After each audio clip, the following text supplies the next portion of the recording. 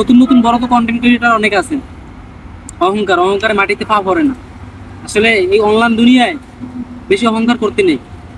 কারণ এটা যদি ভুলে যান যে কিছুদিন আগেও যারা জনপ্রিয় কন্টেন্ট ক্রিয়েটর ছিল, জনপ্রিয় ভাইরাল ছিল, তারা কিন্তু আজকে নেই। ভুবন বাদ্যকর বাদামের গান গেয়ে ভাইরাল, সারা বাংলাদেশ চিনে নেয়, ইন্ডিয়া বাংলাদেশ চিনে নেয় এমন কোনো ব্যক্তি ছিল না। See you not for mind Shyamal Babu viral ছিলেন পুরো, আজকাল তাকে দেখাই যায় না। তো বর্তমানে আমাদের সমাজে অনেক অনেক কন্টেন্ট ক্রিয়েটর আছে। এই হিরো আলম ছিল বাংলাদেশে খুব জনপ্রিয়, সব যেভাবেই হোক কন্টেন্ট ক্রিয়েটর বাংলাদেশে খুব ভাইরাল ভাইরাল টপিকই ছিল। একটা সময় জাহেদ খান ছিল, এখনো আছে, বাট ওনাদের কিন্তু এখন আর পর্দায় দেখা যায় না সামনে। তো এরকমের বিভিন্ন রকমের কন্টেন্ট ক্রিয়েটর, বিভিন্ন রকমের লোক থাকে সাময়িক সময়ের জন্য।